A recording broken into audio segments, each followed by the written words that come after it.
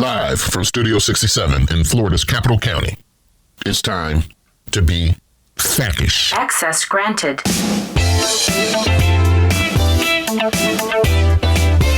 Good people, how you doing?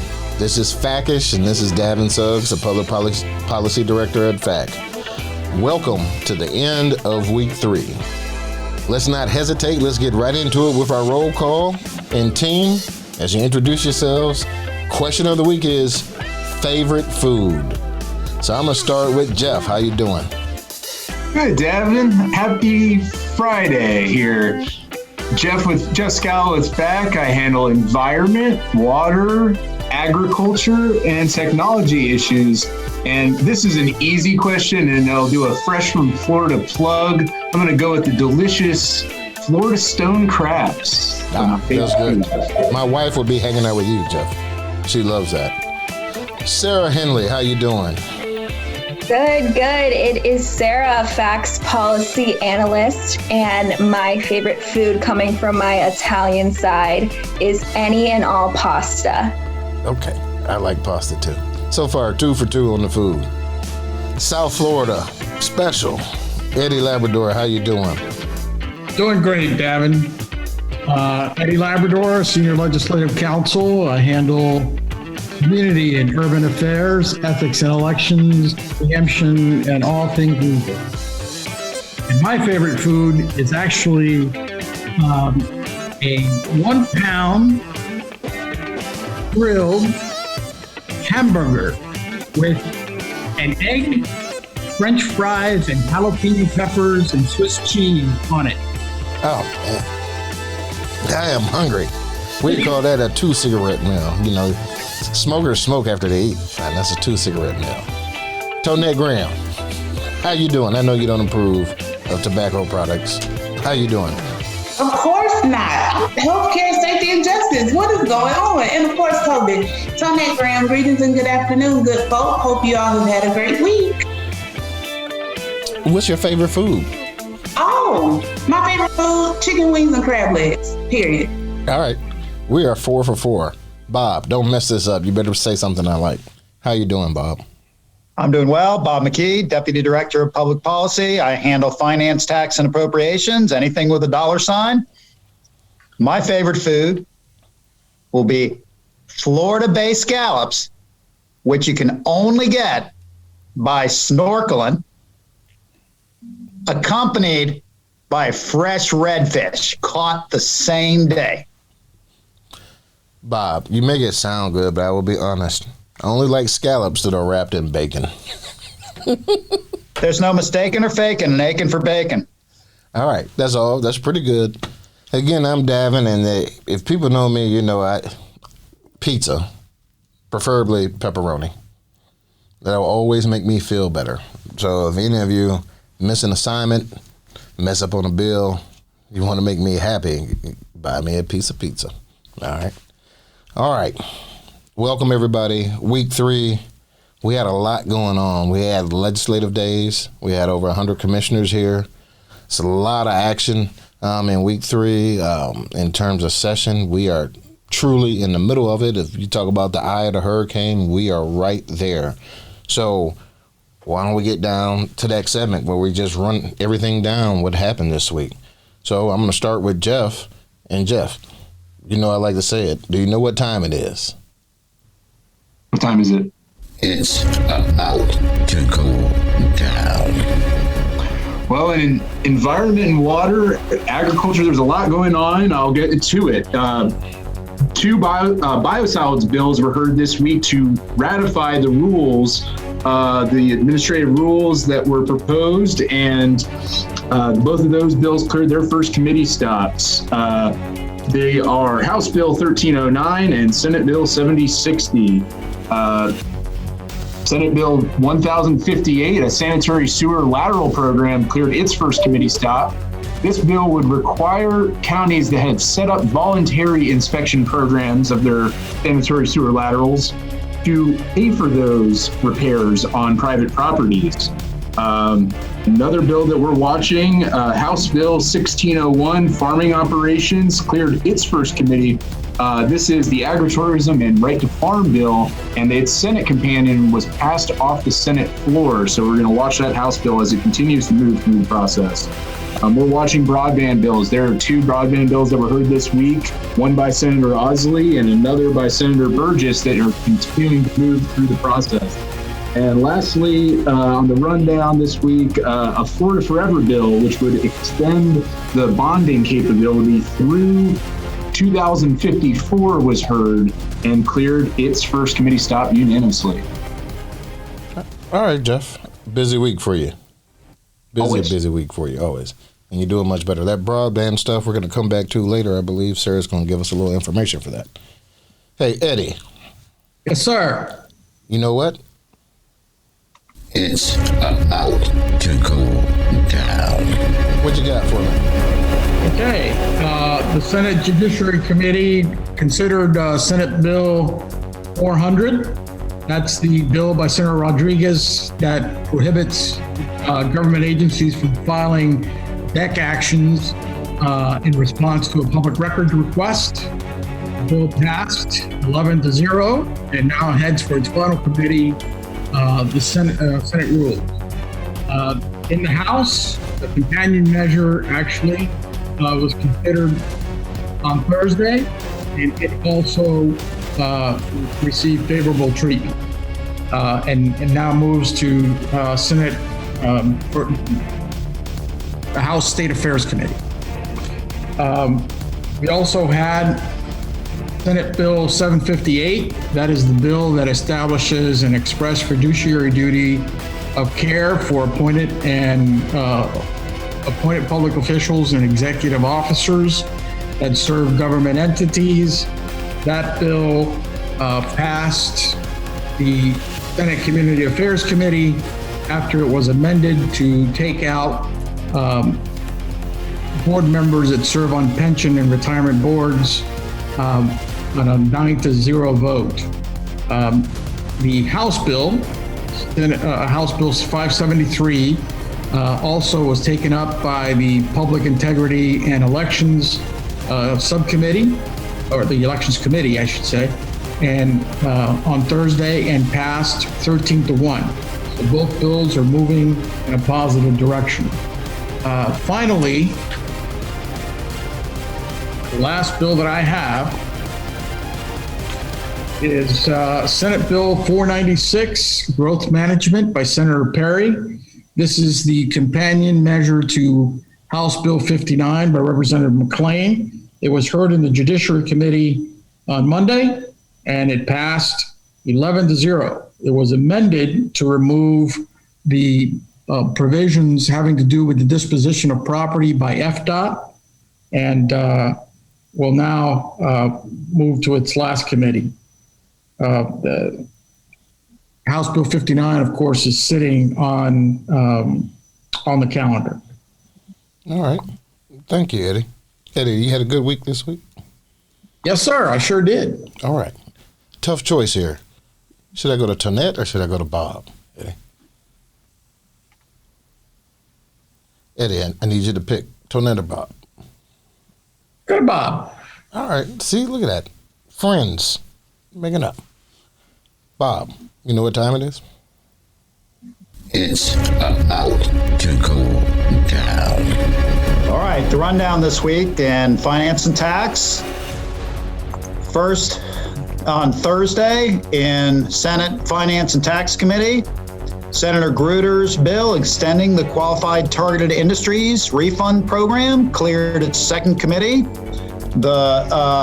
The bill reauthorizes the Qualified Targeted Industry Program, and by repealing the June 30th, 2020 deadlines for applicants to be certified for the program. FAC supports the continuation of the program, and I waved in support for continuing the program at the meeting. Also, this week, House Bill 1429, dealing with tourist and convention development taxes by Representative Villa, was heard in its first committee stop, House Environment, Agriculture, and Flooding Subcommittee. The bill authorizes counties to impose the tourist development tax or convention development tax to allow the use of the tax revenues to finance flood mitigation programs. However, the bill also sunsets all existing tourist development taxes every 5 years and requires them to be reauthorized by referendum. There's some language in the bill meant to say that sunset doesn't apply where the tourist development tax is currently bonded, but once those bonds were expired or complete, then the tourist development tax would be subject to the 5-year repeal and reauthorization by referendum. The other bill I'm going to talk about here, I'll leave the big bill on impact fees, so the one big thing at the end, but Senate Bill 268 came out of the the Senate Regulated Industries Committee. The bill by Senator Perry would preempt local occupational licensing to the state. So where counties may have some specialty licenses that they license for the construction industry that are licensed occupations that are not licensed at the state level, under the bill language, the local governments would lose the ability to license any of those occupations. This is separate and apart from the business tax. This is specific to actual occupational license ability at the local level. All right. Thank you, Bob. Bob, did you have a good week? I did. The high point of the week was seeing all of our commissioners up here and seeing some commissioners that I knew either as members or commissioners previously when I was with FAC from 2000 to 2006. All right. No, it was a good point. That was a very good part of the week. I think I'm going to talk about that a little bit later. All right. Last but not least, hey, Tonette, you know the deal. It's about to go down. The rundown for healthcare, safety, justice, all things COVID this week. Let's take Senate Bill 334, the regulation of smoking in public places by Senator Gruters. Cleared its committee that was giving counties and cities authority to further restrict smoking within the boundaries of our public beaches and parks. Senate Bill 1608, the fraud safeguard bill, cleared its first committee by Senator Beam in criminal justice and is heading to rules. This passed unanimously and should be heading to the Senate floor after it gets through rules, pending no issues. And last but not least, the COVID-19 liabilities protections bill by Senator Brandis passed in the Senate on yesterday. This is the bill that aims to provide protection for businesses, schools, and healthcare providers such as nursing homes and hospitals. That's it for me. All right. Thank you. And I would be remiss, Tonette, if I did not ask you, did you have a good week? Of course. Thankful for life. All right. Good. All right, folks, let's get on to the next segment, where let's get a little heavy on them. And I'm going to start with our crack policy analyst. She's slowly becoming a favorite of the FAC community. Sarah, you know what time it is. It's one big thing. What you got for us, Sarah? All right. So this week we're talking about something that is very near and dear to the FAC community, and that is broadband. A few fast facts for you. Florida's urban fixed broadband coverage rate is 98%, and Florida's rural fixed broadband coverage rate is 78.6%. So you can definitely see the gap between our urban and rural communities, but understandably so. There's a lot of conversation this year on appropriate broadband implementation and structure within our state. And due to the pandemic, most, if not all of the things that we've been doing on a daily are online, our school, our working, even our shopping. And if you didn't have access to internet during this time, it was going to be an issue for you and you were going to be impacted negatively. So I think everyone this year, even if it didn't affect you before, you got to see why broadband was important and why it probably will be one of the most important policy issues that we see now in our country into the future. But FAC has, of course, been focused on broadband initiatives for a while. And fortunately, last year, prior to the pandemic taking us all online, broadband legislation was passed, and it created the Office of Broadband within the DEO. This was a good first step for us in locating gaps in the state, and even provided some annual appropriation through the MCORS program that will start in the future to help out with our rural communities and our unserved areas. But there's a lot of broadband legislation up this year. There's 6 broadband bills up. And the ones that we're focusing in on this year include House Bill 1339 and Senate Bill 1560 by Representative Goff Marcil and Senator Osley, and House Bill 753 by Representative Clemens. So both bills differ a little bit. One thing they have in common is they create a broadband opportunity program that awards grants focusing on expanding broadband within our state. HB 753 focuses on expanding to unserved areas, particularly through MCORS funding, whereas HB 1339 and SB 1560 focus on expanding to both unserved and underserved areas. Those bills also do a couple more things. They create a task force, which a member of FAC will also be a part of.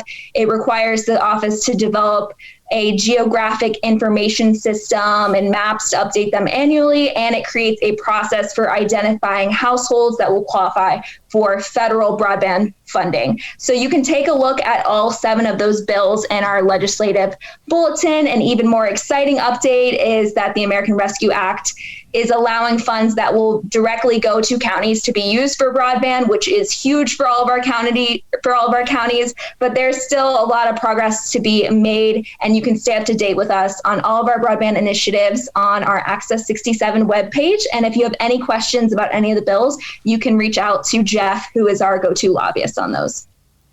Jeff, the go-to on broadband. That was a data overload from Sarah. And really, these bills have so many components, and a major shout out to one of our commissioners, Terry Burrows, who works on, along with Commissioner Greg Weiss from Palm Beach, who serve on the NACO task force on broadband, who are just tremendous resources in trying to hone in on the issues that are impacting our rural communities. No, this is a big deal, and I think we're going to be talking about this for the next 5 weeks while we do this podcast and on into the summer, especially as Sarah mentioned, with all the federal money and broadband infrastructure being an allowable use. It's sort of the green light for our guys. And so now we're going to watch this legislation and then get to work on it, right? Jeff, we're going to stick with you. And so the people want to hear, what is your one big thing? Well, I've got 2 this week, but the first major thing that happened this week was the slimming down of this energy super preemption. It's back to energy part 3 this week. That was Senate Bill 856 by Senator Hudson. It has now been slimmed back to be called the express preemption of fuel retailers and related transportation infrastructure. So initially, this bill started out as a behemoth where it could have touched any and all energy infrastructure. Then it was talking about transportation energy infrastructure, but now it has been honed in and pared back to be a preemption on the future construction of gas stations. In California, they have tried to ban the future construction of gas stations, and that was something that the legislature did not want to see happen in Florida. So the bill has been slimmed back, that's Senate Bill 856, to just be focusing in on gas stations, and local governments cannot require electric vehicle charging stations at gas stations as well. The second issue I just wanted to do very quickly here is House Bill 217, which is the bill to honor former County Commissioner Kristen Jacobs, passed off the floor this week.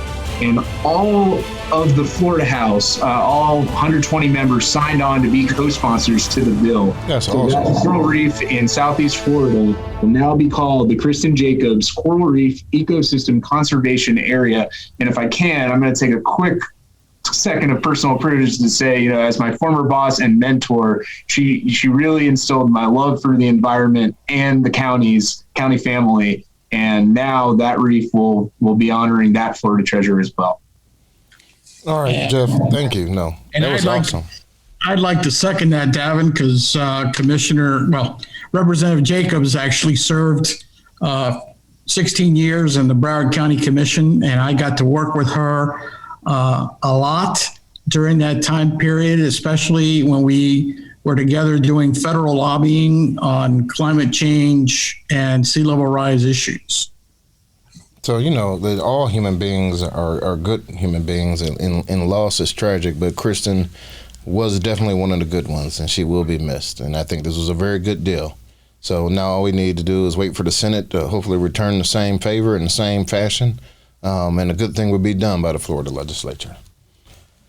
Eddie, let's stick with you, because I know you're not going to let Jeff get away with two things. I think you're probably about to have 3 or 4 things. Eddie, but let's try hard here. People want to hear, what is your one big thing? All right. Well, I've got 2 things. And let me start with the small one first. The small one is that I want to mention that Senate Bill 430 was actually heard this week in Senate Transportation. It passed 8-0. Senate Bill 430 has to do with petroleum fuel measuring devices. And the reason why I mentioned this is because it actually preempts the regulation of petroleum fuel measuring devices to the state. And the bill also has the effect of prohibiting or limiting penalties on gas stations that do not have, that fail to install security devices or measures. And what this is getting at is those gas stations that fail to put any kind of security device when you use your credit card to pay for gas. It wants to regulate that at the state level. There are some counties, I think there's at least one county that I'm aware of that has provisions that deal with measuring the amount of gas in a tank and actually providing for these security devices. So that, whatever county does that is no longer going to be able to do it if this bill passes. The other major issue that I want to talk about is a bill that actually passed last week, but we didn't get a chance to talk about it because there were many things that were on the schedule for last week as well. And that is House Bill 1101 and Senate Bill 1380. 1101 is a bill related to relief from burdens on property rights. This is a bill that actually expands certain definitions that are applicable to the Burt J. Harris Act, Private Properties Act, and for the Florida Land Use and Environment Dispute Resolution Act. Specifically, with respect to the Burt J. Harris Act, it expands the definition of what government action is to include adopting an ordinance, resolution, or regulation, rule, or policy that inordinately burdens private property rights. The key issue there is including the word adopting, because if now, normally under the Burt J. Harris Act, you have to have a governmental action that affects your real property, which can be denial of an application for a permit, or the actual denial of a permit, any other kind of permit that might be applicable to your property. By including the word adoption, it expands when suit can be filed and when the process can be triggered under the Burt J. Harris Act by a property owner who believes that his property has been inordinately burdened by government action. It also modifies the definition of real property to include not only surface property interests, but subsurface property interests, mineral estates, and other relevant interests that are held by a property owner. It also modifies the term land for purposes of the Florida Land Use and Environmental Dispute Resolution Act to mean real property under the Burt J. Harris Act. So it ties the Dispute Resolution Act with the Burt J. Harris Act. It also reenacts the definition of real property under the exaction law that was passed a few years ago by the legislature to incorporate these amendments that they're doing to the Burt J. Harris Act. So it's important that people take a look at this bill and let us know if they're going to, how they're going to be impacted by this. It's my understanding there is a current case out there relating to Union County and a dispute with a mining company that is valued at $298 million. And this change may actually impact that current case. There's always context, isn't there? Yes. Yep. There is. All right. Thank you, Eddie. And then we'll be looking for future updates on that one. Okay. Yep. Bob, I'm coming back to you because, the people want to hear, and you already teased it. You keep getting these free commercials during the podcast. You think you're slick, but the people want to hear your one big thing. Unlike the two previous staffers, I only have the one big thing, which was House Bill 337 on impact fees. And it was huge. The local administration and Veterans Veterans Affairs Committee on the House side adopted a committee substitute for House Bill 337 by Representative DeSigley out of Pinellas County. The committee substitute did a couple things. It took out of the bill a piece that was concerning that required for to be able to collect an impact fee, that there had to be a project planned or funded in the same assessment district as the project, the development. That is now out of the committee substitute. The committee substitute revised the caps that were in the original bill that established a 3% cap to annually increase impact fees. It created a pathway to increase where any fee increase that up to 25% would have to be implemented over a 2-year period of time. Any increase up to 50% would have to be enacted in 4 equal installments over a 4-year period. Impact fees could not be increased any more than once every 4 years. No increase could be more than 50%. No increase could be retroactive. And the impact fee increase had to be pursuant to a plan. The bill then created a second pathway where the caps do not apply, where if you do everything as required under current law, under the dual rational nexus test, you're not subject to the caps. You do still have to have a plan, and you do still have to not have anything apply retroactively, but none of the caps apply if we do impact fees the way we've always done impact fees. So the bill actually preserves the dual rational nexus test and counties' abilities to set the fee within what the dual rational nexus test determines is the appropriate level and proportional fee. The bill still has a couple other provisions that are problematic.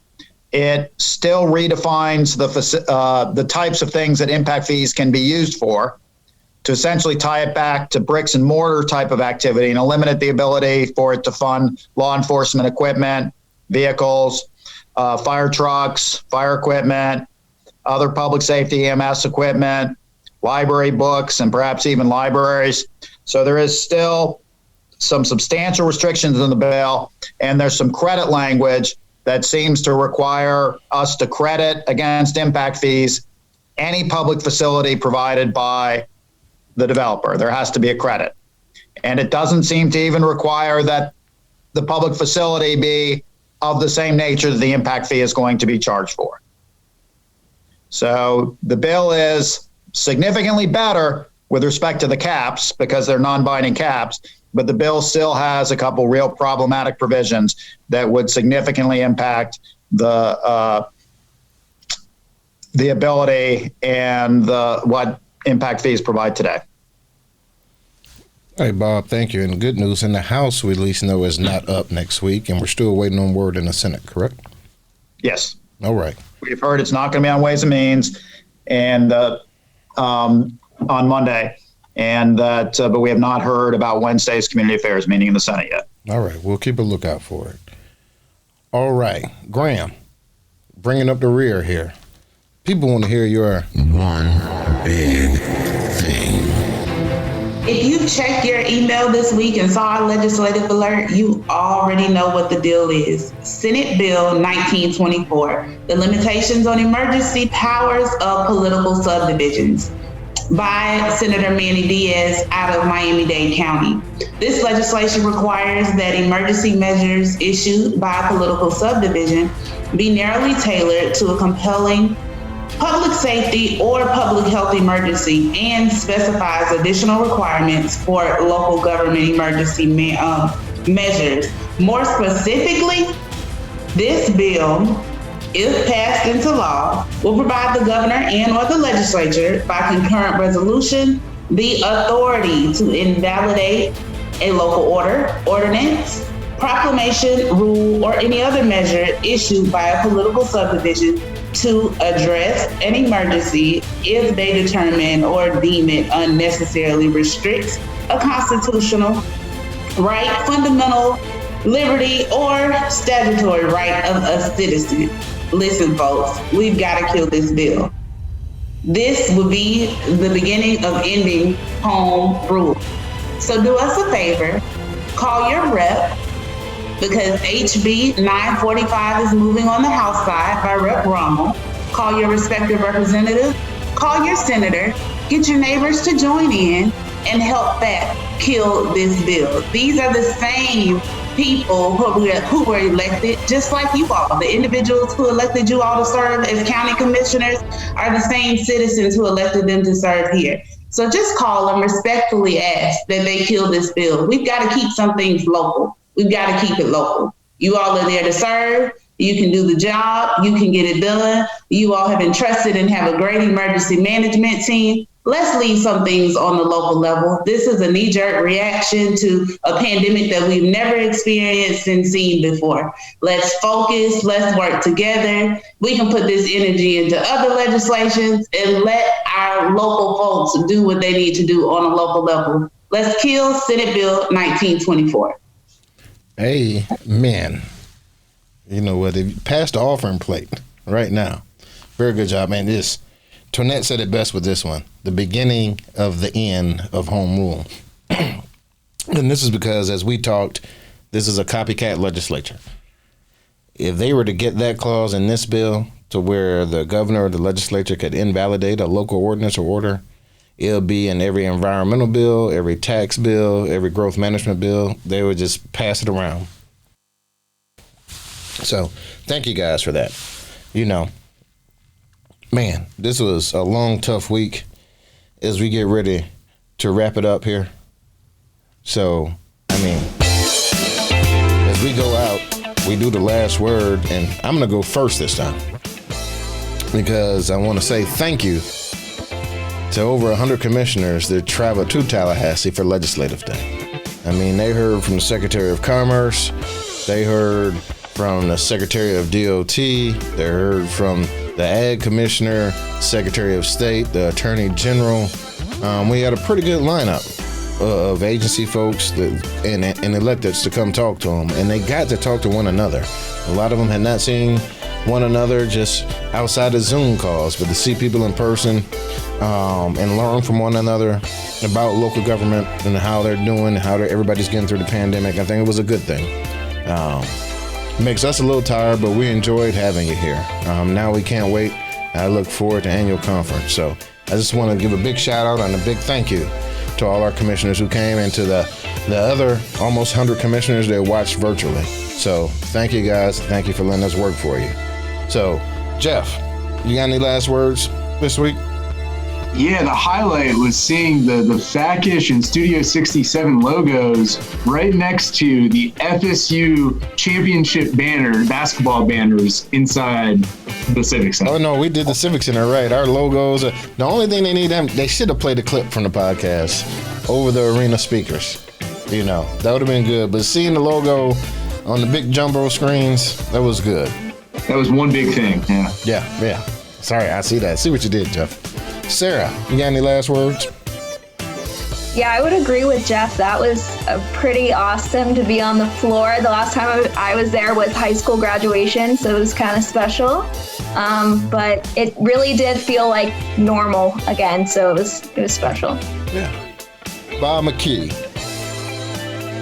Let me just say, last time I was on the floor of the Civic Center, my daughter was singing the national anthem there. So that was a nice flashback for me. It was great seeing a couple past FAC presidents, both former Gadsden County Commissioner Ed Dixon and former Lake County Commissioner Weldon Cadwell. I'd say that was my big thing of the week.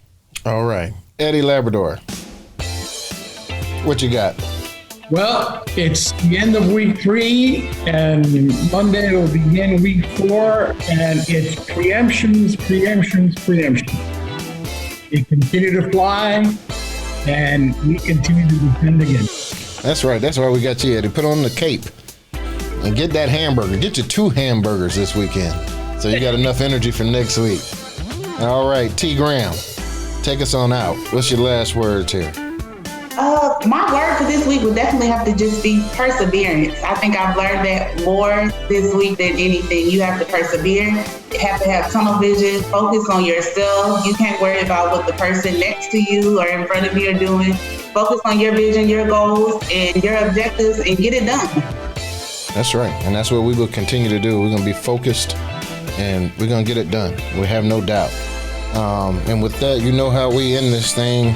To all our members that were here, those that were watching us virtually, and then to those listening to us now, remember, it is not the critic who counts. It's not the person who points out how the strong person stumbles, but where the doer of deeds could have done them better. The credit belongs to the person who is actually in the arena. And that's all of you all. And as I said before, we appreciate the opportunity to serve you, and we look forward to talking to you next week. Everybody have a great weekend.